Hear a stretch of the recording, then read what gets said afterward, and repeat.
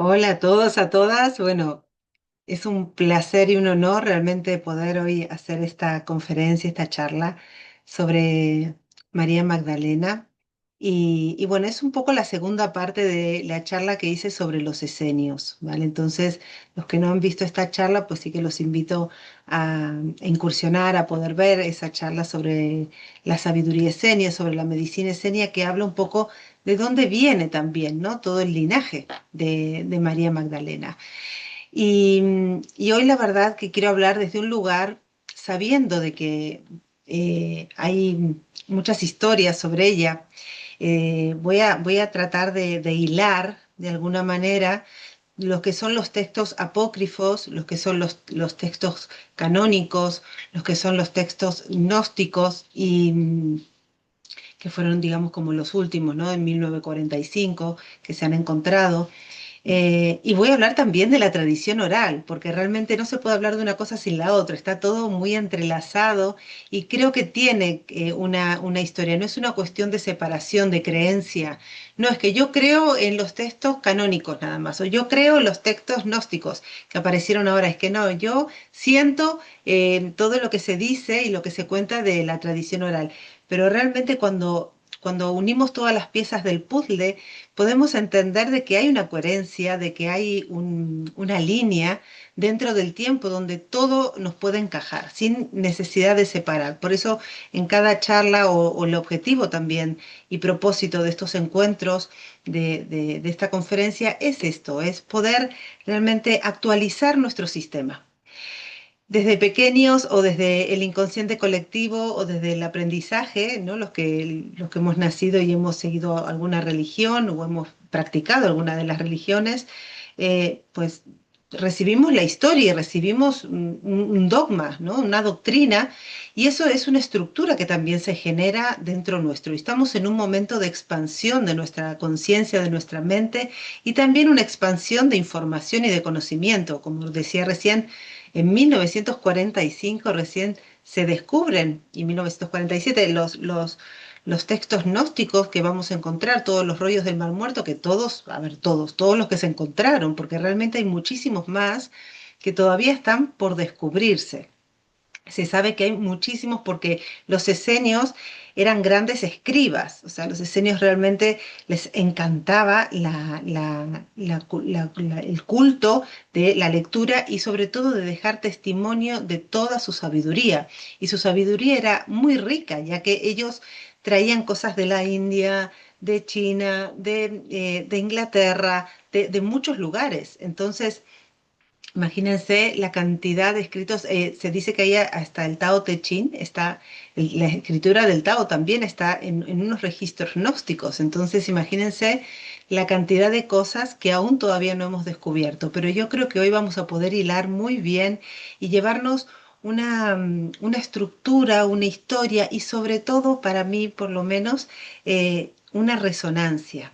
Porque cuando hablamos de María Magdalena hablamos de nuestro corazón, hablamos de un resonar del corazón, hablamos de una misión de vida que no empieza con ella, sino de que ella justamente no se puede hablar de ella sin hablar de Yeshua y no se puede hablar de Yeshua sin hablar de ella. Entonces aquí también hablar de esta parte energética, de esta parte de como pareja mística, también como pareja sagrada a nivel no solamente de sexualidad, sino también como pareja de judíos, que realmente en esa época, hablando en el siglo I, conocemos perfectamente cómo un rabí era importantísimo que esté casado y sobre todo que tenga descendencia.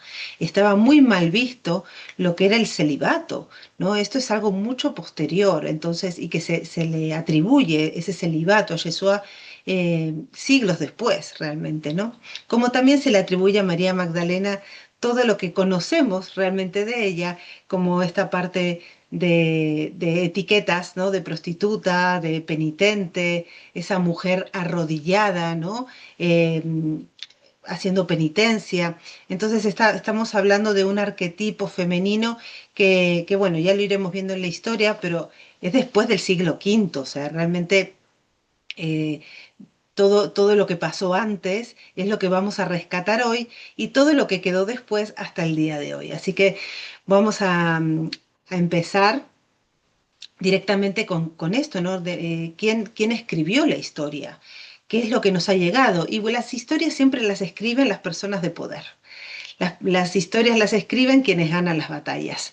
Entonces, realmente lo que hemos recibido a nivel escrito y hemos dado por válido por muchos siglos, pues es los registros canónicos.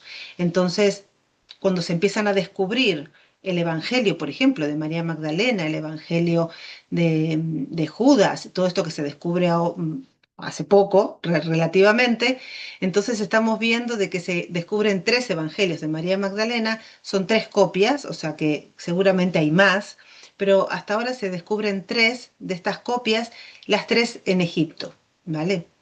En el 1876 se descubre la primera. Entonces, entender de que hay más historia atrás de la que hemos recibido, ¿vale? Y esto es un poco lo que quiero traer el día de hoy.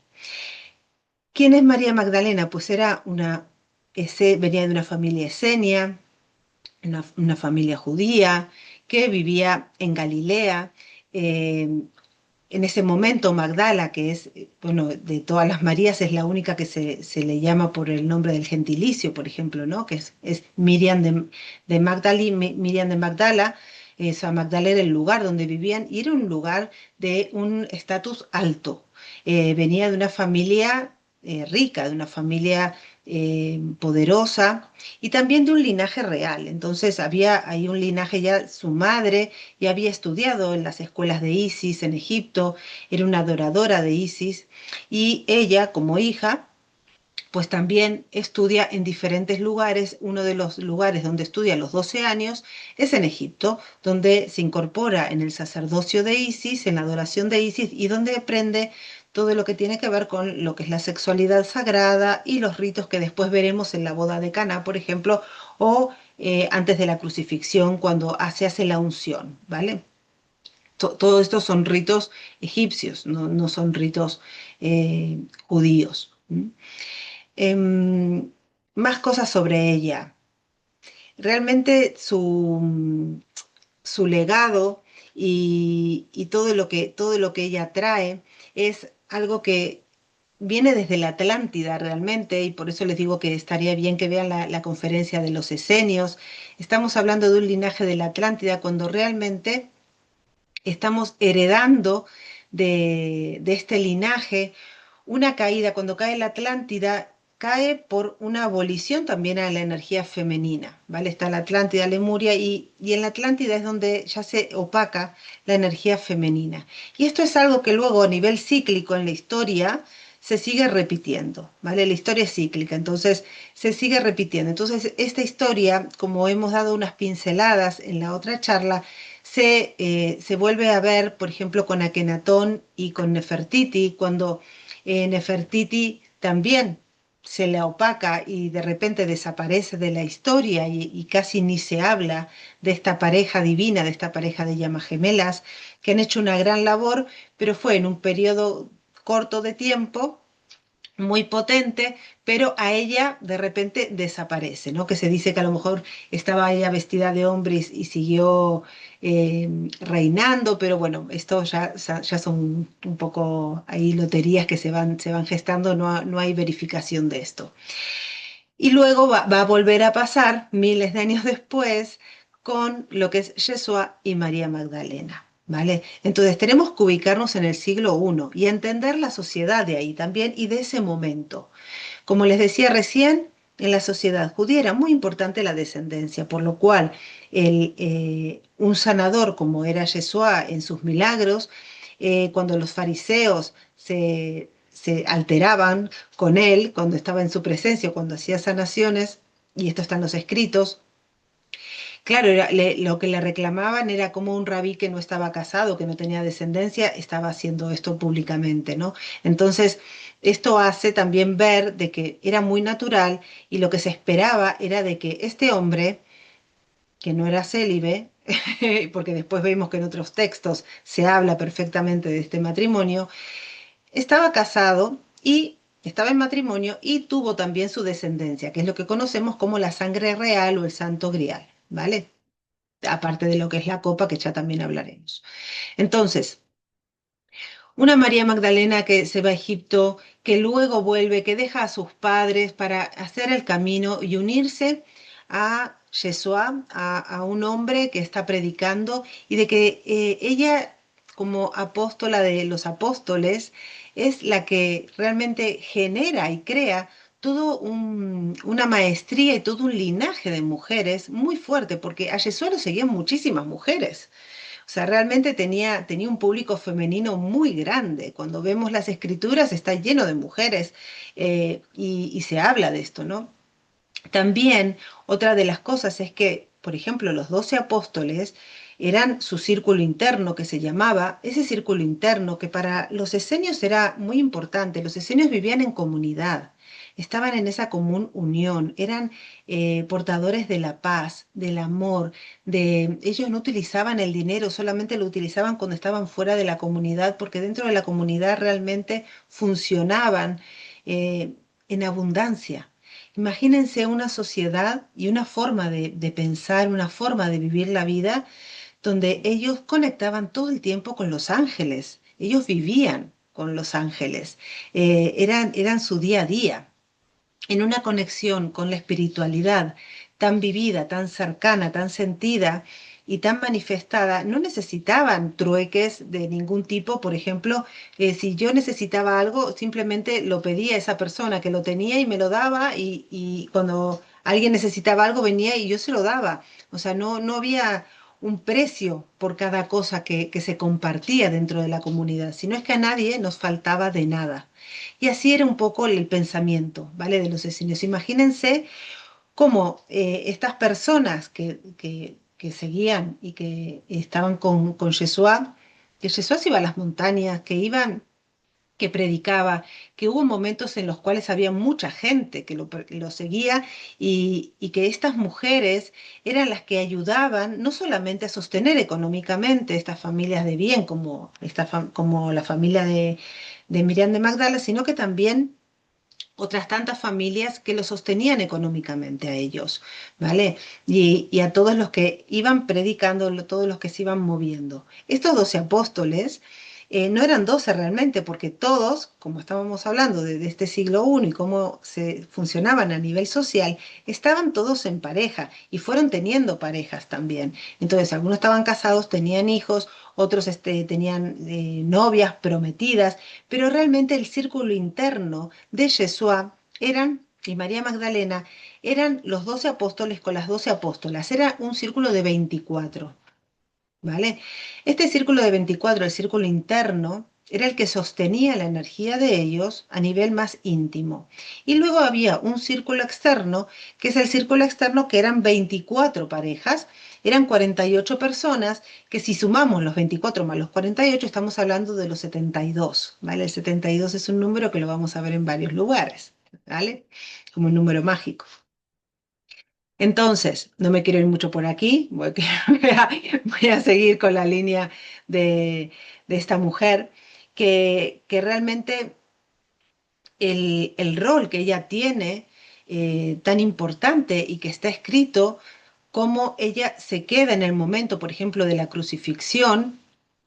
Luego hablaremos del matrimonio sagrado y todo eso, pero para avanzar un poquito en la historia a nivel cronológico, eh, ella está en la crucifixión, ella hace la unción antes de la crucifixión, hace con el aceite de nardos en el bote de alabastro, esos botes sellados donde ella aprende todas estas artes también en Egipto, y, le unge la cabeza, le unge las manos, las muñecas, los pies, o sea, todo esto que después le seca y le limpia con el cabello.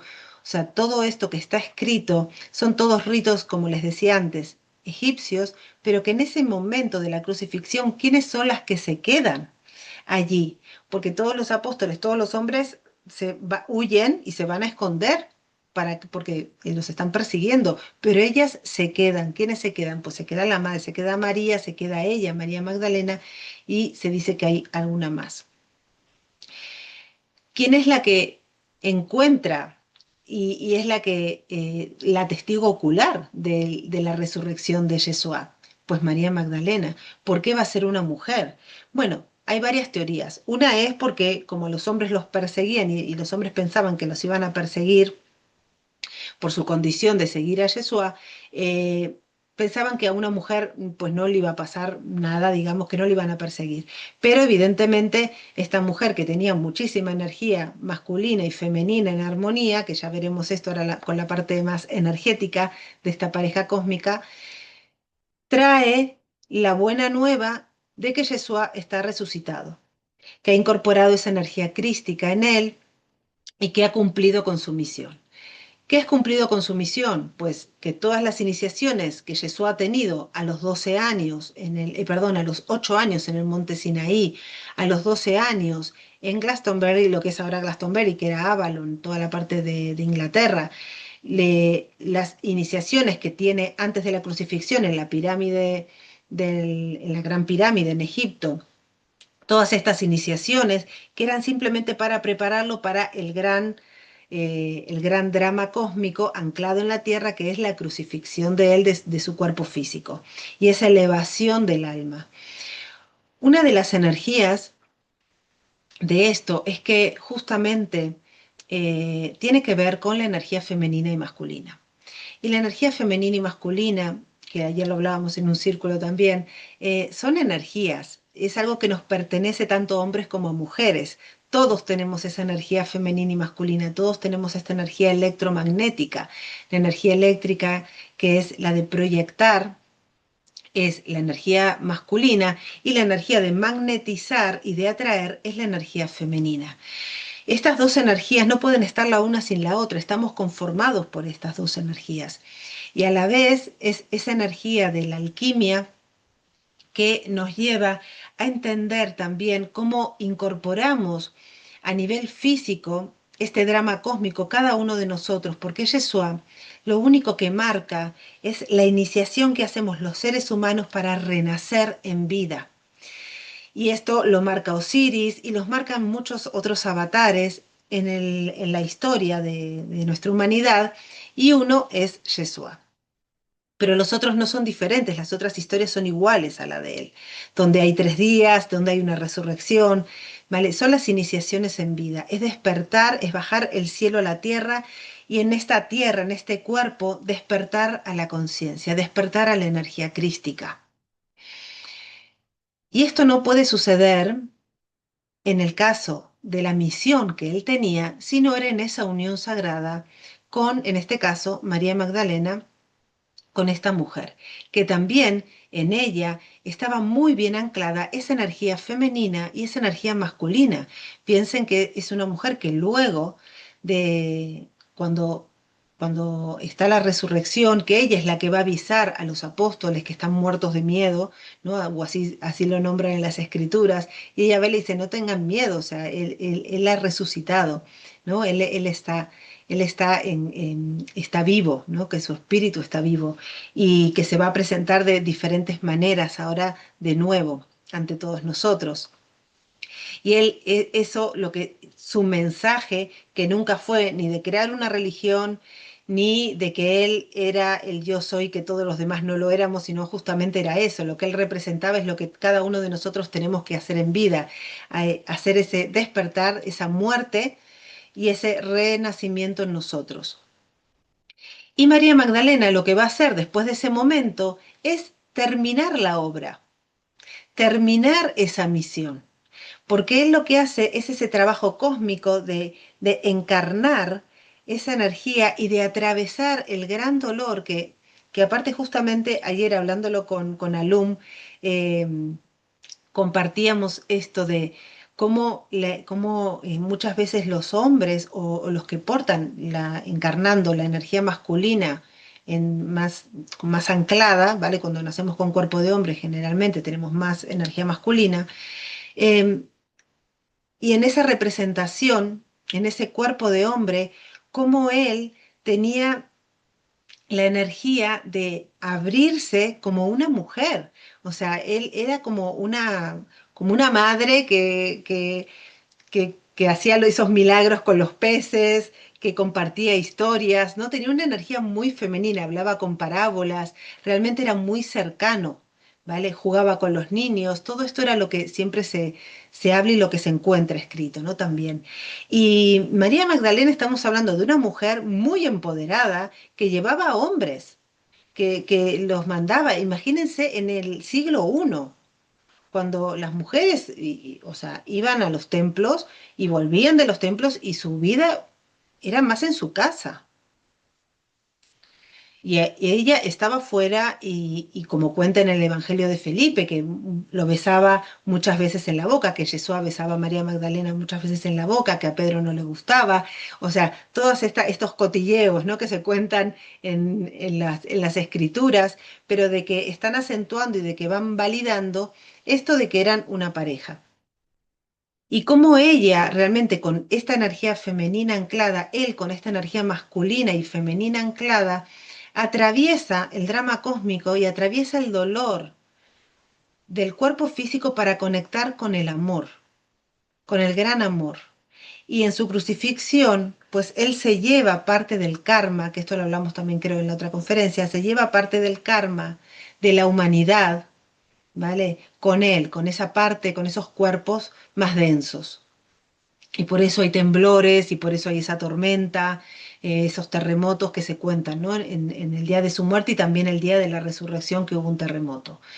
Entonces, bueno, estamos hablando de esta mujer que, que realmente ha liderado muchas mujeres y que cuando se, se termina el proceso de resurrección y ella se escapa y se ocultan en Egipto, ahí en Egipto es donde se dice que nace Sara, ¿vale? Ahí es donde se dice que Sara nace antes de subirse al barco y de ese barco que los dejan sin remos y sin timón, sin nada, lo dejan un poco a la deriva y que por una serie de milagros pues va llegando y que llegan, paran en Malta y llegan hasta el sur de Francia, pero que realmente Sara nace antes y donde nace es en Egipto. Por eso a Sara siempre la ponen también en las escrituras como una niña o esclava egipcia, ¿vale? Así es como a veces se la describe. Una tez negra, donde cuando vamos al sur de Francia, pues vemos ahí en su iglesia preciosa, ¿no? Que adoradora, que la adoran los gitanos, ¿no? Allí. Y el 24 de mayo, pues se le honra y se le hace su festividad. ¿Mm? Entonces estamos entendiendo de que como Juan el Bautista fue el que abrió camino y era el que decía, no, no, es que no soy yo, ¿no? El Mesías, el que viene con más luz es el que viene atrás mío, ¿no? Es el que viene después de mí. Entonces, Juan el Bautista es el que bautiza, es el que va abriendo el camino para que llegue Yeshua. Llega Yeshua, hace su misión, la cumple perfectamente, hace lo que tiene que hacer, la misión está cumplida y María Magdalena toma el relevo y ancla toda esa energía de amor en la tierra y la ancla físicamente. Por eso se le puede decir a María Magdalena que ella es la fundadora de la cristiandad realmente, porque a partir de ahí también todas las comunidades que se van generando a raíz de su palabra, de sus actos, de su misión, en Francia, en el sur de Francia, que en ese momento tampoco se le llamaba Francia, ¿vale? A la Galia. Entonces, toda esa parte se ancla y vamos a ver cómo ella realmente es la que crea el cristianismo. En esta parte hay dos ramas y aquí es donde aparece cuando ella viaja y llega al sur de Francia, que al sur de Francia llega llega con muchas personas más, o sea, no llega sola, llega con María Jacobé, María Salomé, con José de Arimatea, que fue el gran subvencionador de toda la obra a nivel económico y es como tío de Yeshua, lo lleva de un lado para el otro a hacer todas las iniciaciones, porque él era el viajero, era el que tenía la flota de barcos y era el que se movía de un lado para el otro, el que lo lleva a la India a estudiar el Tantra, donde ahí él se inicia sexualmente, Yeshua cuando era muy jovencito, y ya a partir de los 15 años, toda esa parte que no se sabe, pero que ya poco a poco se va sabiendo todo lo que hizo en todos sus años perdidos, pues se inicia en el Tantra como María Magdalena se inicia en las escuelas de Isis y luego hacen esta comunión sagrada, de sexualidad sagrada también, porque era importante y es importante la sexualidad sagrada para elevarse y para conectar con ese campo de energía tan inmenso que se puede generar a través de la sexualidad, esa elevación de la conciencia. Y cuando hablamos de la Kundalini, cuando hablamos de todos los templos, de todas las iniciaciones que se hace a través del Nilo por Egipto, todo esto es lo que él transita, pero imagínense, como siempre, como está pasando en esta época, y por algo, todo esto surge ahora de nuevo. ¿Por qué la historia de María Magdalena resurge ahora con tanta fuerza? Porque ahora estamos otra vez preparadas, las mujeres sobre todo, porque miren, aquí en esta charla pues somos todas mujeres. O sea, somos las mujeres las que volvemos otra vez a liderar y a traer como primer paso esta línea de energía. Cuando Jesús hace el recorrido por los templos de Egipto para hacer todas las iniciaciones, desde el pueblo nubio hacia arriba, hasta llegar a la pirámide, hasta la última iniciación, que es la que se asemeja a la resurrección, primero lo había hecho María Magdalena ya años antes esto. O sea, María Magdalena ya había hecho toda su iniciación y luego lo acompaña a Yeshua para ella ser parte de todo el séquito que lo acompaña para iniciarse. ¿Vale? Recordamos que un iniciado no puede iniciarse solo. El iniciado siempre se tiene que iniciar con una serie de características y siempre tiene que estar cuidado y rodeado de esas personas que son otros iniciados para que sostengan la energía, para que el iniciado pueda pasar esos desafíos. Y así cuando pasan los diferentes templos van aprendiendo las diferentes artes y despertando diferentes virtudes hasta llegar a la Gran Pirámide. Pero miren cómo las Marías que los acompañan ya lo habían hecho, ¿vale? Y Yeshua hace la obra, pero desaparece a nivel físico. ¿Y quién es la que sigue encarnada haciendo la obra y anclando toda esta energía? Pues ella y todas las mujeres, porque muchísimas mujeres estaban en esta obra, no solamente ella. Imagínense que ellos también, como llamas gemelas y pareja sagrada, tampoco fueron los únicos que nacieron. Ya años, siglos antes, empezaron a nacer personas despiertas en conciencia, los que se le llamaba también a nivel esotérico los inmortales, ¿no? Personas que se recluían, como un poco también como se conoce más en la India, se recluían en las cuevas, se les cubría con aceites, hacían su regeneración celular y volvían otra vez a encarnar el mismo alma en ese cuerpo restaurado, ¿vale? Por decirlo de una manera rápida, eran los inmortales, ¿vale? Estas personas vinieron mucho antes que Yeshua y María Magdalena, pero cuando vienen María Magdalena y Yeshua con estos apóstoles, este círculo interior, el círculo exterior, todo esto, estamos hablando de una comunidad de gente despierta, que es lo mismo que está ocurriendo ahora también. La gente despierta, nos vamos encontrando, nos vamos conectando porque por esa energía femenina magnética que todos y todas tenemos. Entonces, gracias a esa energía magnética nos vamos encontrando. Gracias a nuestra energía de proyección, nuestra energía eléctrica y masculina, nos vamos comunicando y vamos contando y vamos experimentando y vamos también charlando y sacando a la luz y enseñando esto que vamos recibiendo, que vamos estudiando, que vamos redescubriendo.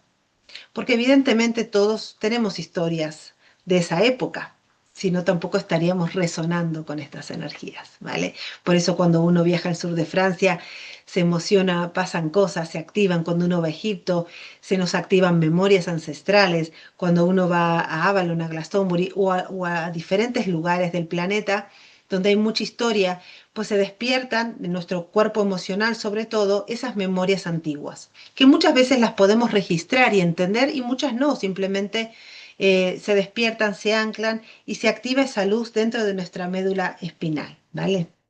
En ese 33, ¿vale? Nuestras 33 vértebras, ¿vale? Que ahí está otro código también de Yeshua, con el número 33 y el año en el que él se inicia, que es la ascensión por el Nilo y esa iluminación el despertar de su glándula pineal en el 33, ¿vale? Es la última vértebra. ¿Mm? Que nos conecta con esa glándula pineal. Entonces, todo está en código, todo está, de alguna manera, estuvo encriptado, pero ahora ya podemos ver, podemos entender y vemos cómo tiene un sentido común también de cómo realmente ella, hasta el siglo cuarto, como les dije al principio de la charla, en el siglo cuarto, hasta el siglo cuarto, fue de que no solamente ella llegó en ese siglo I a Francia, llega ahí a Saint-Marie de la Mer y empieza su obra. Ahí la cuidan también los druidas, porque toda la parte druídica, piensen que Yeshua estaba considerado archidruida, porque él estudió con ellos también. Entonces, ya ahí había una sociedad que los estaba sosteniendo a toda esta gente que llegó, ¿vale? Estaba hablando antes de José de Arimatea, pero también llegó San Maximín, llegó Sidario, no me quiero olvidar de ninguno. Y por supuesto llegó con Sara, ¿vale?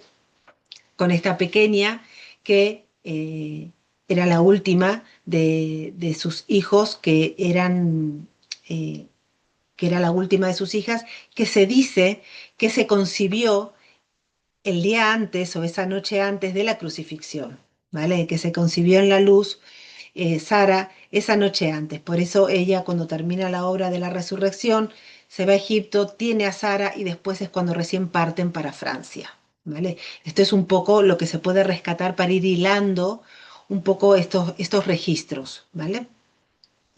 Podemos entender entonces que ella hace su obra de amor, de llevar el mensaje puro, de haberlo vivido, esa mujer que se acaba de quedar viuda, que está con su hija, que estuvo perseguida y que se encuentra ahora en esta tierra donde se la acoge y donde se la cuida y donde ella puede esparcir su mensaje y donde muchos empiezan a tomar ese mensaje y empiezan a replicar la vida de los esenios, porque de ahí salen los reyes merovingios, ¿vale? Porque de todos estos que están en Francia, ellos tienen esta parte que luego después, unos siglos después, están los cátaros, y que los cátaros, tú ves la vida de los cátaros y ves la vida de los esenios y tienen la misma energía en su alimentación vegetariana, estos hombres y mujeres buenas, ¿no? O los perfectos que se llamaban, pero los perfectos no porque eran perfectos ellos, sino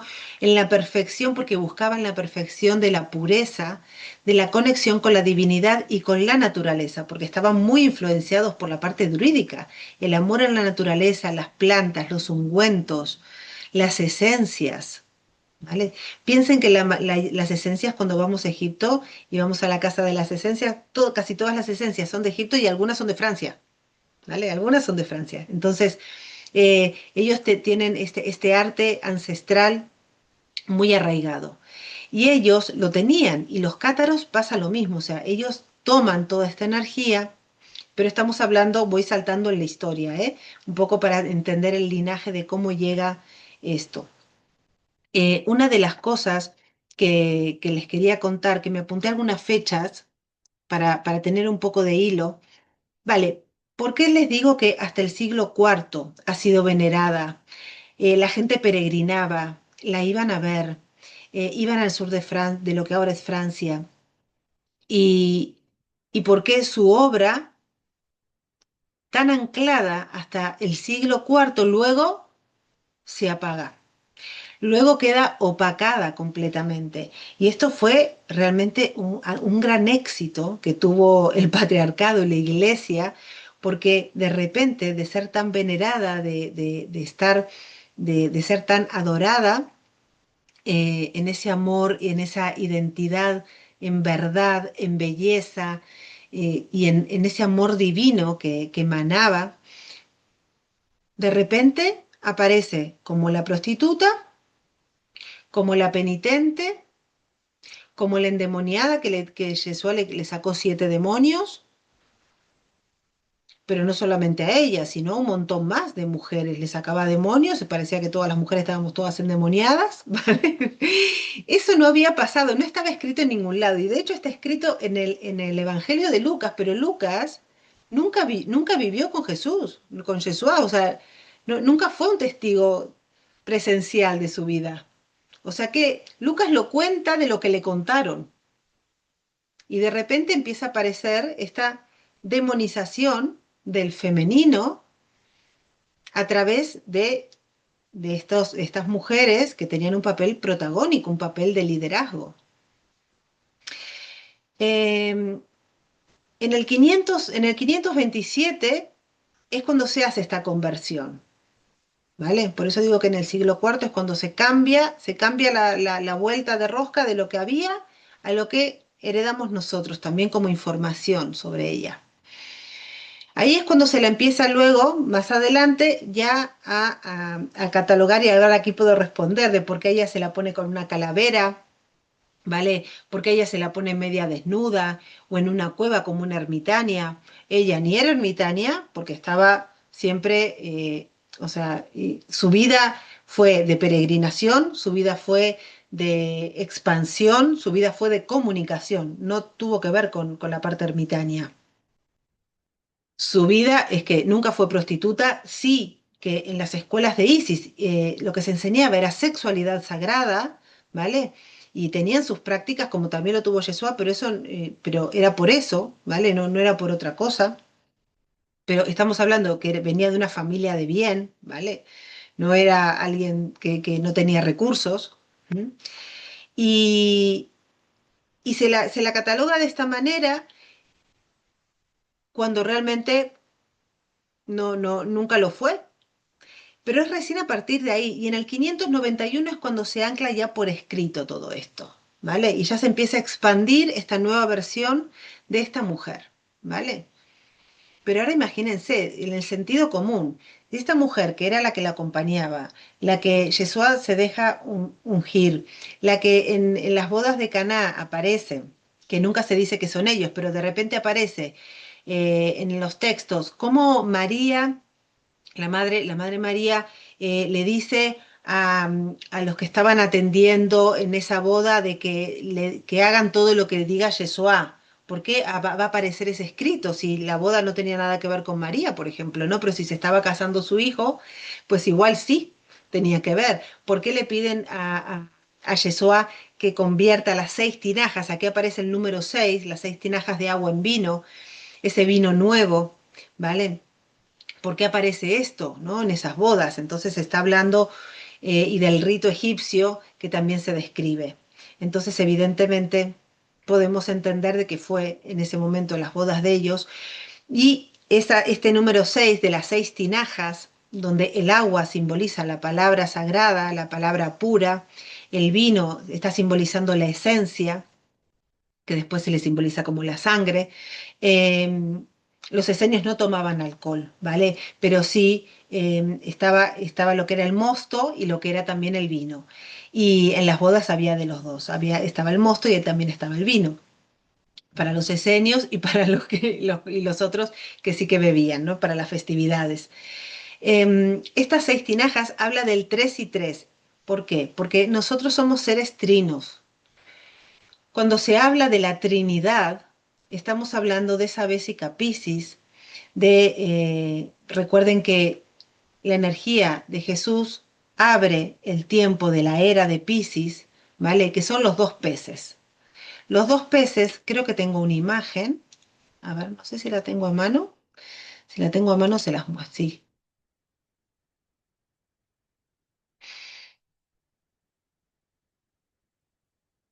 a ver si se llega a ver. Cuando estamos hablando de los peces, era la energía que ellos utilizaban. A ver, que no sé por qué no se quiere.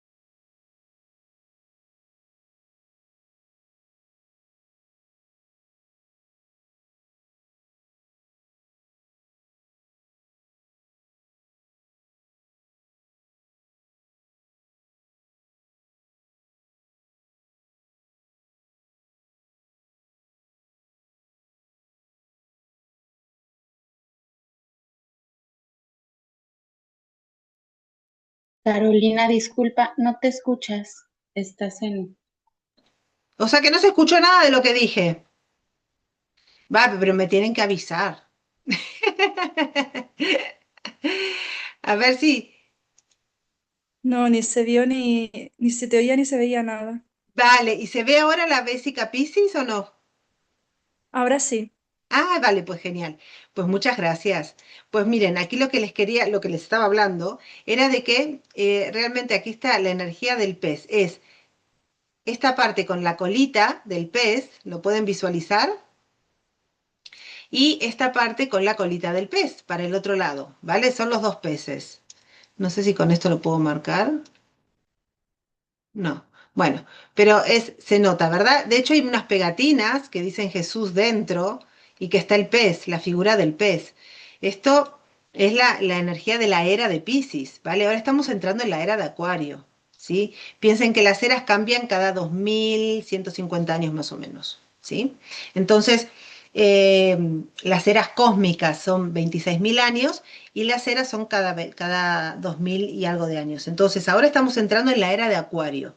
Y esto es porque tiene que ver de que ahora venga esta energía de María Magdalena otra vez en este auge, ¿vale? Con toda esta con esta nueva información.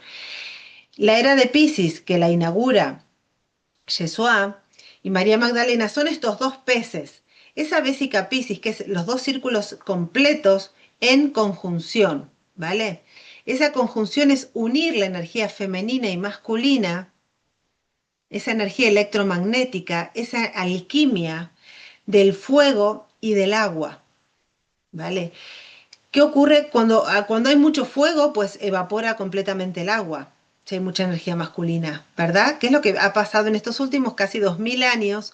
Porque le hemos, al opacar al femenino en todas sus formas, a través de los tiempos, de diferentes maneras, al opacar al femenino, lo que queda es ese fuego conquistador, que transforma, que eleva un montón de cosas, que viene un montón de conocimiento, que trae hasta la era industrial y trae la tecnología, trae muchas cosas, pero que también apaga esas aguas. Toda la parte magnética queda evaporada. Si hay mucha agua, apaga el fuego, ¿vale? Entonces, la alquimia del fuego y del agua, las iniciaciones que se hacen también en las escuelas de misterios, las escuelas iniciáticas, son las iniciaciones del fuego y del agua. Y es que cuando hay en armonía esa energía femenina y masculina, ese fuego y agua, se genera el vapor.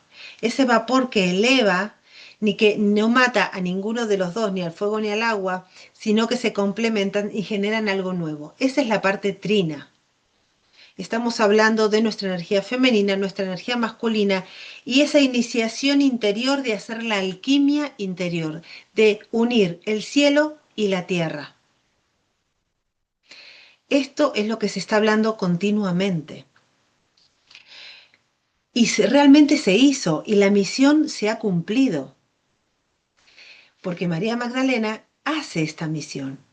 ¿Qué es lo que ocurre? Y ahora después hablamos un poquito de lo que viene después, pero después de esta conversión en el año 591, en el 1962, pero miren cómo nos queda, yo más que nada traje fechas para que veamos cómo nos quedamos con una historia y cómo el arte, a través del arte que muestran esta mujer prostituta o ermitaña o de rodillas, ¿no? El femenino arrodillado, ¿vale? Pidiendo perdón ante el hombre, ¿vale? Ante el maestro, ¿vale? Esta mujer pecadora que se convierte, ¿no? Y queda en esa reverencia, queda desmerecida, ¿no?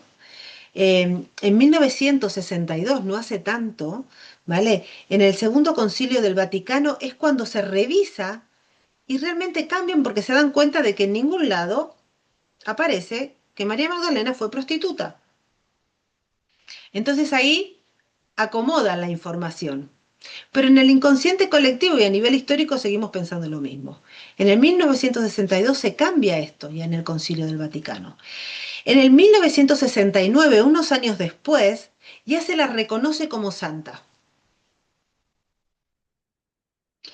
Y en el 2016, esto sí que hace poco, hace 10 años, el Papa Francisco se hace que en los días 22 de julio, que es el día de ella, ¿no? Donde la festejamos y donde la recordamos, donde la honramos y honramos su camino, honramos su sabiduría, su maestría, pues se la festeja, o sea, es a nivel simbólico la vuelta del femenino. Pero la vuelta del femenino no es un matriarcado, no es un feminismo,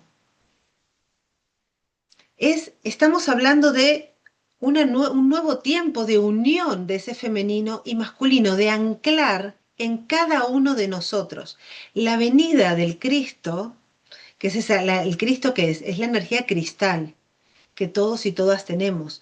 La venida del Cristo que todo el mundo está esperando, la nueva venida, la venida del Cristo somos todos nosotros, que dentro nuestro activamos todo el trabajo y la labor de Yeshua y todo el trabajo y la labor de María Magdalena. Estos dos círculos completos, unidos en cada uno de nosotros, es el matrimonio sagrado, es el hieros gamos, es esa iniciación y ese es el nuevo Cristo que todos y todas traemos. Por eso, toda la preparación de la era de Piscis ha sido, para ahora en la era de Acuario, anclar y vivir esa unión del femenino y masculino, pero no algunos que la interpretan, que la anclan y que lo hacen. Gracias a ellos que lo han hecho, pues ahora lo tenemos todos. ¿Y cómo llegamos a tener esa semilla crística todos nosotros? Pues ahí es donde aparece el símbolo del Santo Grial.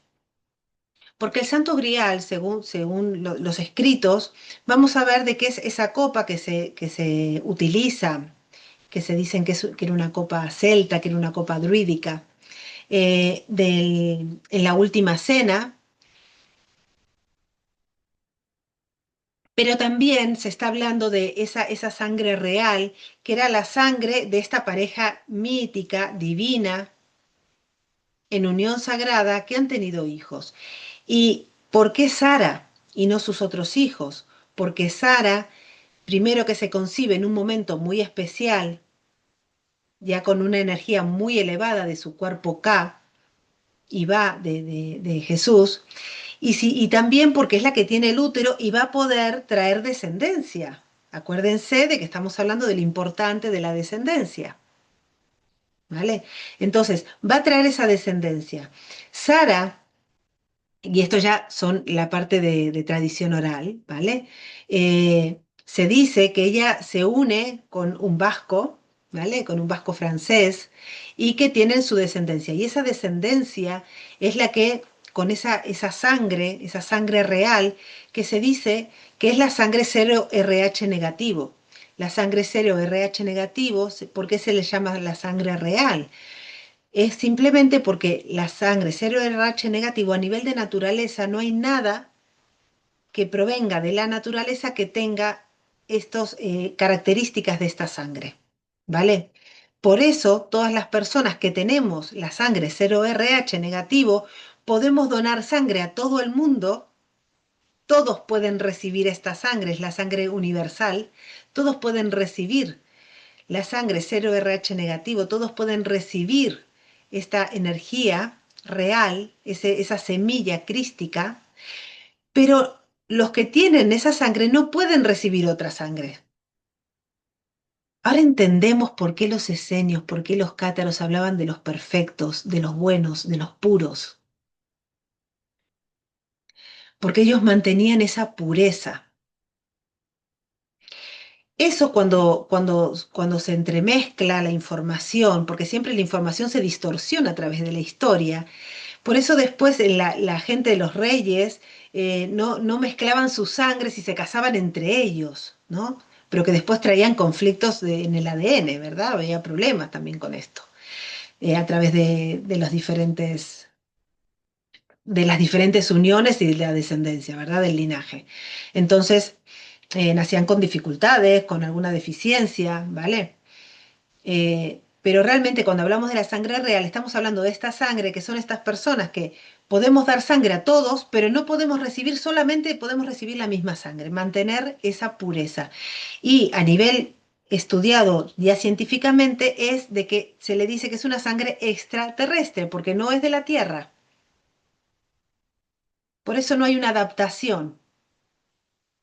Por eso cuando una mujer tiene la sangre 0RH negativo y un hombre tiene otra sangre, tiene que darse una vacuna, hasta el día de hoy se tiene que dar una vacuna para no, porque su cuerpo genera anticuerpos para rechazar, ¿vale? A ese bebé si se engendra, si nacen más bebés después del primero. ¿Mm? Entonces genera rechazo, pero porque no es una sangre que sea de este planeta. Eso ya está estudiado a nivel científico, ¿vale? Piensen que esta mujer, María Magdalena, dentro de lo que son las tumbas, ¿no? Que conocemos a nivel de la parte de la Iglesia católica, es la tercera tumba más importante, que es la que ahora cuando vayamos al viaje de Francia iremos a visitar. O sea, la tumba de María Magdalena y en San Maximín, toda esta zona, junto con la de Yeshua, por supuesto, que está en Jerusalén, Tierra Santa, y la de San Pedro, que está en el Vaticano, son las tres más importantes. Son las tres más importantes.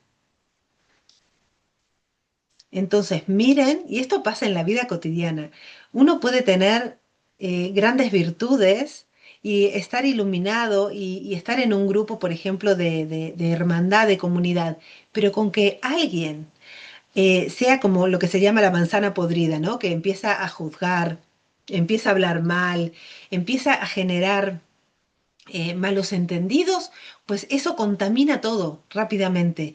Y eso es lo que hemos heredado realmente a nivel social con respecto a esta mujer. Porque esta mujer, realmente si vemos, ha sido opacada después del siglo cuarto, pero ya después, o sea, ahora mismo, ya no está opacada. Ya está actualizada toda esta información y a nivel de registros, ¿no? Eh, y seguimos muchas veces pensando en ella como esa mujer que fue opacada y esa parte de su historia, ¿no? Que tampoco fue parte de su historia, parte de la historia que contaron de ella, nada más, ¿vale? Por una cuestión de conveniencia. Lo de la sangre real a nivel de escrituras, ¿vale? Para que no quede energías todas colgadas. A nivel de escrituras hay un registro del año del 717 y después también del año 1200 de Joan de Glastonbury. Y este hombre recibe este libro, el libro de la sangre real, que se dice que Yeshua eh, a, entrega y que fue pasando hasta que llega a este hombre, Joan de Glastonbury, y que está todo el linaje real de Yeshua, ¿vale? Piensen que la sangre real también viene por la parte de María, ¿vale? Porque María también fue sacerdotisa de Isis y viene por todo ese linaje, por la parte de Yeshua. Por la parte de José no, porque dicen que José pues no fue el padre biológico de Yeshua. Entonces por la parte de José no, pero por la parte de María sí, llega por Yeshua y por la parte de María Magdalena. Entonces a partir de ellos dos la importancia de la sangre real aparece con Sara. Por eso tiene esta importancia también dentro de la historia, ¿sí? Que es la que lleva, piensen que hasta al día de hoy con todos los movimientos que hay de las personas que nos movemos por el mundo, pues ya todos tenemos en algún momento de nuestro linaje esa sangre 0RH negativo, por más no importa qué grupo sanguíneo tengamos ahora, pero como todos podemos recibir esa sangre, en nuestro linaje seguro que ya tenemos todos esta sangre. Y eso es lo que se dice a nivel esotérico de este tiempo, donde ya todos tenemos esta semilla, esta información en nuestro ADN a nivel físico también para poder despertar, que tenemos ya todos los condimentos a nivel de conciencia, a nivel de entendimiento, de sentido común y también físico para tener esta iniciación del hierogamus interior, ¿vale?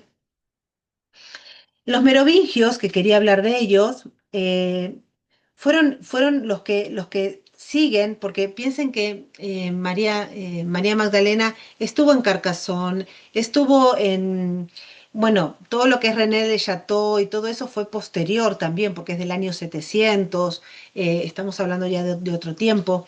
pero estuvo en toda esa zona, ¿vale?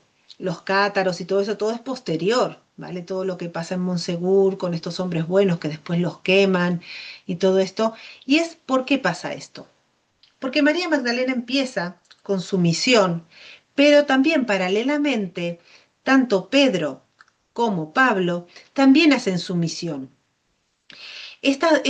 Hago este gesto porque realmente se divide un poco la información aquí en las formas. Ella lleva de una manera muy leal ese anclaje de amor puro, de belleza, de comunidad, esenia, de compartir. Y son esas comunidades que se generan en el sur de Francia con los merovingios y luego con los cátaros. Pero la parte de Pedro y de Pablo era algo mucho más estricto, era algo mucho más dogmático, más adoctrinado y con normas, y era todo con unos límites y tal. Y ahí es donde nace esa iglesia que es la que conocemos nosotros ahora, ¿vale? Por eso es que a ella se lo opaca, porque para bajar esa voz y que resurja esa voz de Pedro y de Pablo, ¿vale? Que siguen esa línea más estricta, más de doctrina, de dogma. ¿M? Vale, ¿qué pasó en Francia? Porque en Francia es tan venerada y es tan querida, y cuando vayamos ahora a los lugares, pues van a poder sentir eso y también ver los símbolos, porque ella lo que ella instala es la Escuela de Misterios de la Flor de Lis. Bueno, de Misterios se llama ahora, en ese momento era la Escuela de la Flor de Lis, que eso es gracias a los merovingios también que se crea, ¿vale? Y también el símbolo de la abeja, que lo vemos en Egipto muchísimas veces, ahora que vamos a ir de viaje, estén atentos los viajeros de Egipto porque veremos muchas abejas, porque viene también de la realeza egipcia, pero también se toma a María Magdalena y se la simboliza también con la abeja. ¿Qué pasa con la abeja? La abeja otra vez vamos a ver el 6. Hacen en su geometría sagrada un panal de abejas, son hexágonos, ¿vale? Estos hexágonos otra vez hablan del 3-3, ¿vale? De esa energía femenina y masculina unida en mí, que forman una tercera cosa, ¿vale? Una tercera energía. Estamos hablando del amor divino, de la voluntad divina y la sabiduría divina. Es la llamatrina. Esa llamatrina encendida en nosotros es la que también se le representa con los panales de abeja. ¿Por qué? Porque no se concibe que estén separados, se concibe hombre y mujer, energía femenina y masculina unidos en ese 3 y 3 completos, no son medias naranjas, todo esto viene mucho posterior, ¿vale? Es otra información para otra vez volver a sentirnos que siempre estamos en carencia y que nos falta de algo, ¿vale? Porque realmente ese anhelo que nos falta de algo es esa unión que tenemos que generar dentro de cada uno de nosotros. Por eso tenemos tantos conflictos de pareja, porque estamos pidiendo al otro que rellene esa parte que en realidad está dentro nuestro y que es la que se tiene que activar, es la que tiene que despertar. ¿Mm? Los merovingios eran llamados los sanadores, también los hechiceros, y tenían muchas similitudes con los esenios, ¿vale? Porque aparecen gracias, como les decía recién, a la labor de María Magdalena de anclar esta información en ellos. Pero en la parte de la abeja, estamos hablando de que también es una comunidad que es matriarcal, ¿no? Que está la reina abeja. Entonces también por eso se la pone a María Magdalena con el símbolo de la abeja. O sea que cuando vean la abeja ya saben a quién se están refiriendo, ¿vale? Y los cátaros, que son estos descendientes, estos hombres buenos, los hombres perfectos, gente que también seguían religiosamente una vida pura, una vida que no era célibe, también era muy importante. Ellos se juntan también con los judíos, realmente no eran que eran los hombres buenos o puros y estaban aislados, como una secta aislada. No, no, era una secta que realmente se juntaban y confluían en comunidad también con las otras comunidades que habitaban en la Galia en ese tiempo, ¿vale? De hecho, en este viaje, ahí está María, que es nuestra guía turístico de nuestro viaje a Francia, y, y bueno, yo ya le dije y ella también nos dijimos mutuamente, vamos a sacar un huequito para ver si podemos ir al pueblo de Nostradamus, porque allí en la puerta de Nostradamus también se ven esa unión que había, ¿no? Con los cátaros, con, con los judíos, ¿vale? O sea, y con la parte sufí también, ¿vale? Eh, entonces, todo esto y los cátaros lo que simboliza también es la pureza, ¿vale? La pureza, cuando hablamos, por ejemplo, de la palabra catarsis, también viene de ahí, ¿vale? Tiene su origen también allí. La catarsis es cuando uno se purifica de algo, ¿no? Cuando uno hace catarsis que libera algo, expone algo, saca esa parte oscura que está ahí trabada y que de repente hace una catarsis y lo quita todo, ¿no? Esa purificación, para ellos la purificación, al igual que los esenios, era algo diario, era algo cotidiano. Había mucha reflexión de limpieza de mente, de limpieza de cuerpo, ¿vale? Entonces, por eso su alimentación, por eso su meditación, por eso todo el trabajo también con el símbolo de la rosa, todo esto con la flor de lis, que también simboliza esa trinidad, otra vez, las tres hojitas, ¿vale? La llama trina, estamos hablando otra vez de eso, y de cómo esa llama trina también va por abajo, ¿no? Si vemos la flor de lis, son esas tres hojitas están como atadas con un uno y abajo están esas tres, es unir el cielo en la tierra, pasando por el centro. Cuando hablamos también del árbol, que aquí me puedo extender muchísimo con esto porque se junta con toda la parte druídica celta, pero lo que es el árbol está hablando de eso, está hablando de las raíces, está hablando de las ramas y está hablando del tronco, de unir ese cielo con la tierra y cómo se une también el cielo con la tierra y cómo se unen las ramas con esas raíces. Y se va retroalimentando porque hay que tener el alimento del alma y el alimento físico, todo tiene que ser puro, ¿vale?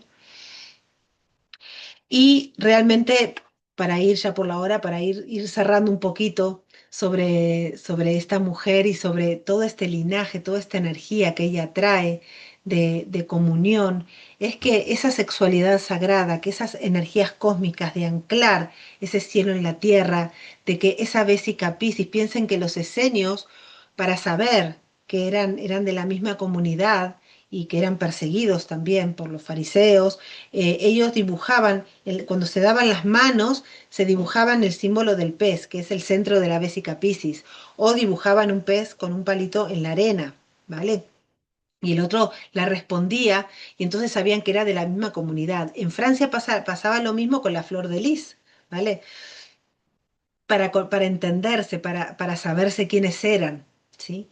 Em, Realmente ella trae el conocimiento del anclaje de la divinidad que hay en la sexualidad sagrada, de la unión del hombre y la mujer en armonía, en igualdad, que es esa semilla que genera comunidades sanas, que genera comunidades nuevas, donde, como podemos ver en el antiguo Egipto, las deidades que están a la misma altura, hombres y mujeres, ¿vale? O dioses y diosas en este caso, porque ni Isis ni Osiris tienen una altura diferente, están todos a la misma altura. Y traer la esencia y la pureza y la autenticidad que vive en cada uno de nosotros.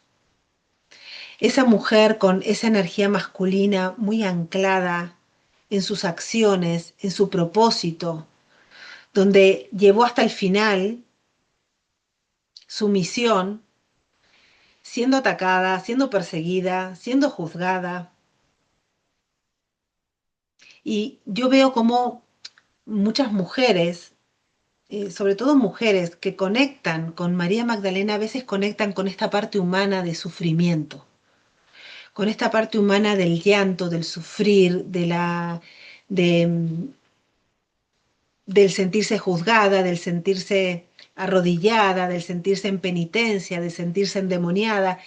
Y realmente es como, es el momento de sanar esto. Y desde el sentido común y desde la historia, por eso quería traer datos más específicos, eh, porque realmente ya desterrar de nosotras esas energías, esas creencias, no dejan de ser creencias, y realmente conectar con la esencia de nuestra energía, porque ese siempre fue su mensaje. Y porque Yeshua nunca escondió esta relación, nunca escondió su vínculo con ella, sino de que él tenía un protagonismo en un momento que era importante donde era sostenido y donde ella también tuvo su momento protagónico, donde ella sostuvo esa energía. Y él la sostenía también desde sus otros cuerpos, ¿verdad? Porque también hay muchas apariciones en las historias, ¿no? de él. Y se dice cómo él estaba, en los evangelios ella cuenta cómo ella tiene esas visiones y él está con ella, ¿no? Y tienen esa sexualidad a otros niveles, no desde el cuerpo físico, y cómo elevan esa energía, ¿no?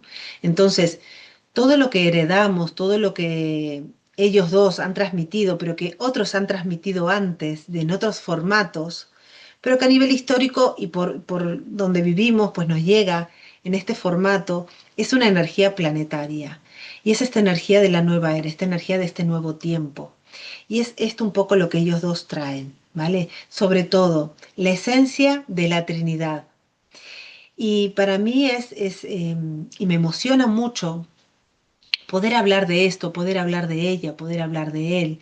Em, en mi primer viaje en Egipto, que es cuando yo me encuentro con Alum, en ese momento, ¿no? Que estamos frente a las pirámides, estamos frente a la Esfinge, y que nuestro único tatuaje que tenemos es este, ¿no? El de la Vesica Piscis, él en su brazo derecho, yo en mi brazo izquierdo, y nos damos la mano.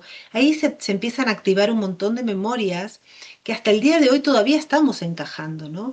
Em, con los regalos que nos hacen de imágenes de Akenatón y Nefertiti, con todo lo que vamos recibiendo, no solamente en meditaciones, sino también historias y escritos e información que nos va llegando para poder armar este puzzle, para poder empezar a hablar de ello, para poder anclar también esta energía en la Tierra y recordar todo eso que en otro tiempo también hemos vivido muchos y casi yo creo que de aquí todos los que hemos estado, en algún momento nos va a resonar algo y tendremos más activa alguna vida pasada que otra, ya sea en la Galia, ya sea en Egipto, ya sea en la parte de Inglaterra o a lo mejor en otro lugar, pero yo creo que todos y todas somos viejos conocidos y que lo único que estamos haciendo es recordándonos. Y de que si a mí hoy me toca estar contando un poco esto, es porque de alguna manera, pues dentro del juego de la comunidad, pues puedo ser una comunicadora,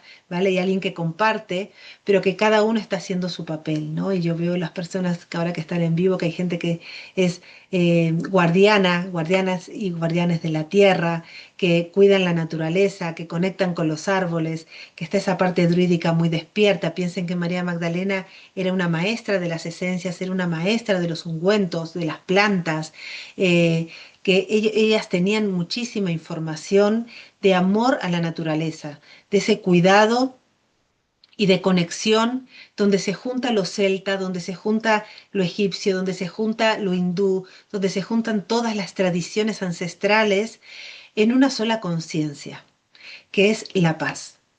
Y esto es algo que los esenios que se daban la paz, algo que, ¿no? Cuando decimos la paz sea contigo, que todavía se sigue manteniendo hasta en el dogma católico, también está en la Torá, también, ¿no? Todos siempre nos damos la paz, ¿no?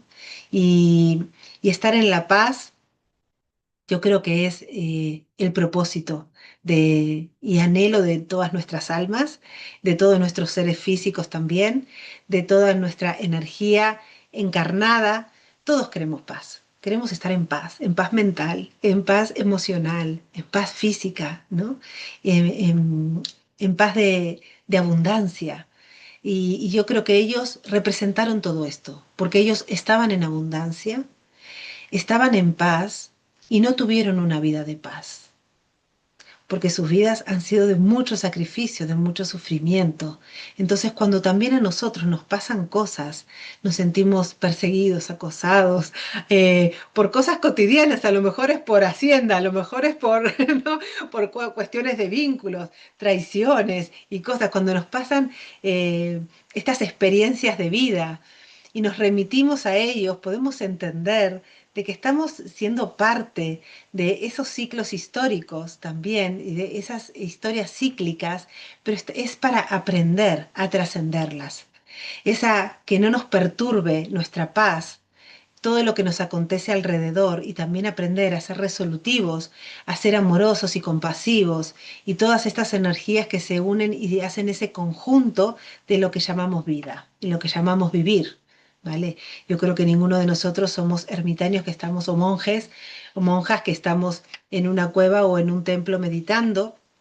Y seguramente nos ha tocado vivir esto también, pero en esta vida que nos toca ese drama de Yeshua, ese drama cósmico, que el drama se le llama esto, es atravesar nuestra humanidad, donde hay sufrimiento, donde hay dolor, pero que una vez que se atraviesa ese dolor, lo único que llega siempre es evolución, y llega más amor, y llega expansión no solamente de la conciencia, sino del corazón. Entonces, yo creo que, espero que esta charla de esa integración, de equilibrar en este tiempo e integrar nuestro femenino y masculino, como vamos a hacer ahora en Egipto, en esa boda, en ese Yerosgamos con cada uno de nosotros, y recorriendo esos templos y recordando y activando estas historias dentro de nuestra sangre real y a la vez luego hacer el viaje a Francia con María Risolo, en el sur de Francia, que están todos los que quieran venir.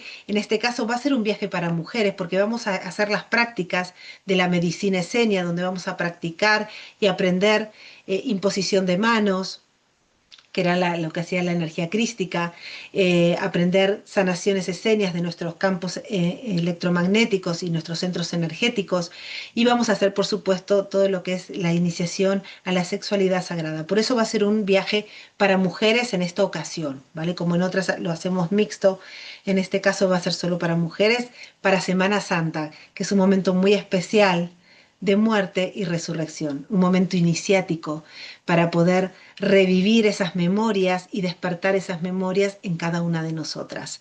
Así que, bueno, espero que hayan disfrutado muchísimo de esto. Yo he estado con el corazón palpitante. Seguramente algunas preguntas las he ido respondiendo, como ya vieron de las que me han preguntado, en el medio del contexto que iba contando. Pero bueno, lo que quieran y lo que si quieren saber algo más, si quieren hacer alguna pregunta más, podemos hacer 5 minutitos más de preguntas si alguien tiene algo para preguntar o para aportar.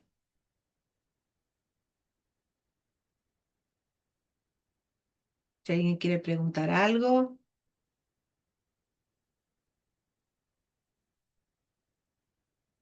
pues muy bien.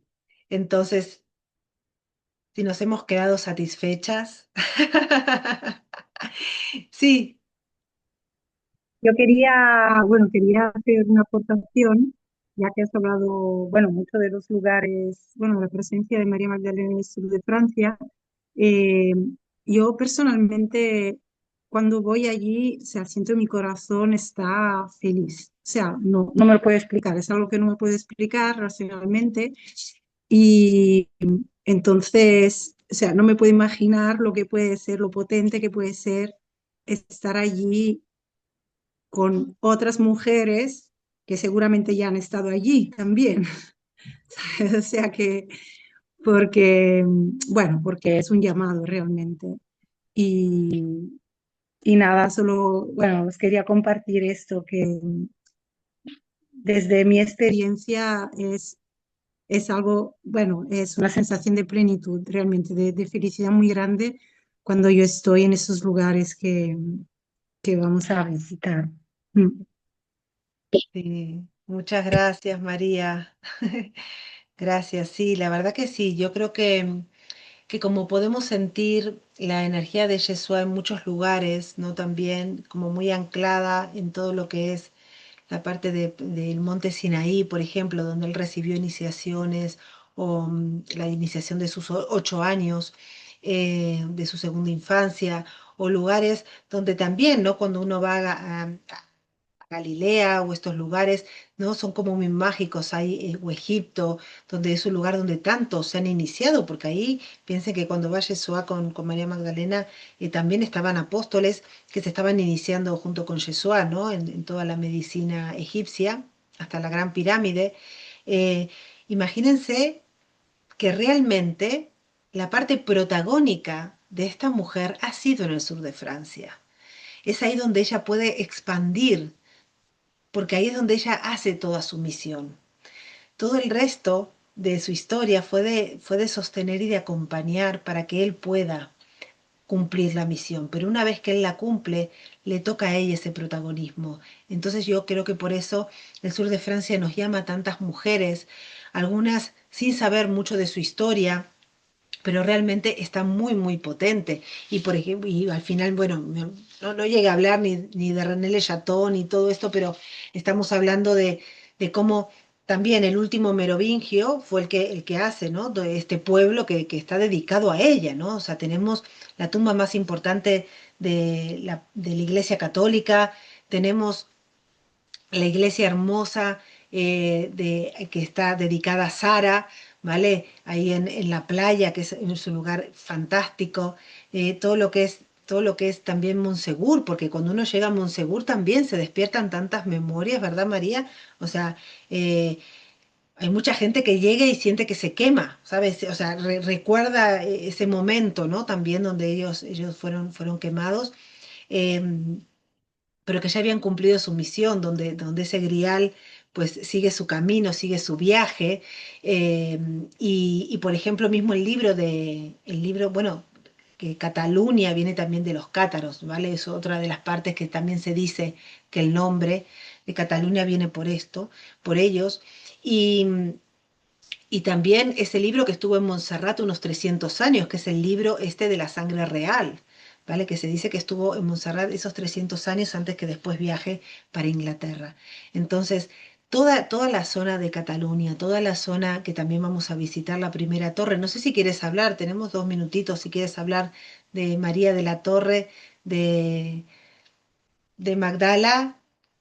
La primera que ha estado ahora no te encuentro. La primera que ha estado es en Girona. No sé si quieres hablar de ella un minutito, porque después se hace la de René del Chateau. Sí. Ah, sí, es que se me ha interrumpido, tú me estabas hablando de la Torre Magdala de Sí, Girona, ¿verdad? sí, si querías compartir Sí, que sí, esta, sí, esta primera torre de Magdala realmente está en Girona. sí, sí, sí, por eso el viaje lo empezamos en Girona, porque muy poco lo saben, o sea, yo tampoco, yo trabajo en Girona desde hace muchos años y no hace mucho o sea, hace relativamente poco que me enteré de esto, porque es algo que se ha escondido, no hay mucha información. Y, y la primera, o sea, la Torre Magdala estaba en Girona y luego se hizo una copia en Rennes-le-Château para conectar los dos lugares y crear Exacto. un portal en el Canigó que está justo en el medio. Pero entonces, claro, por esto empezamos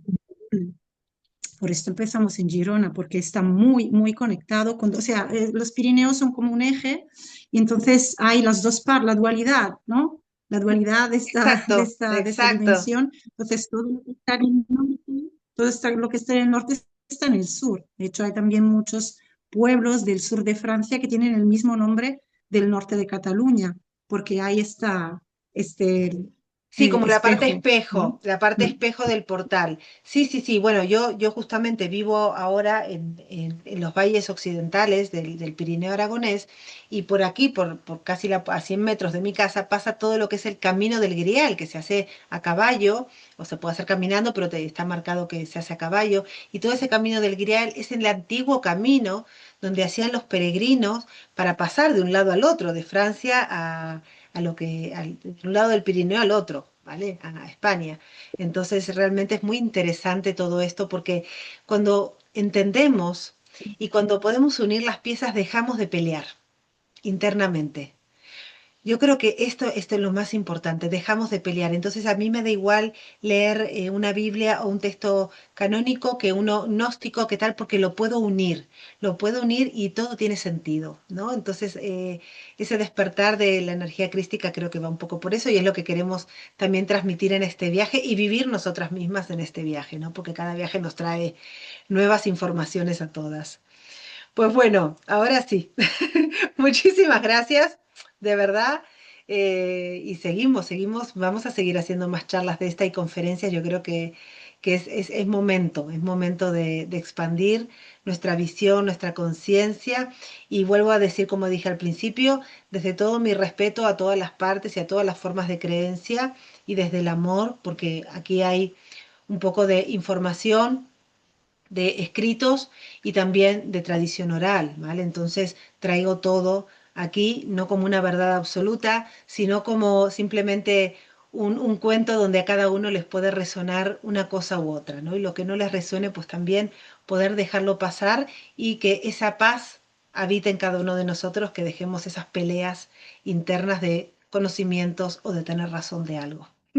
Hermosas, muchísimas gracias.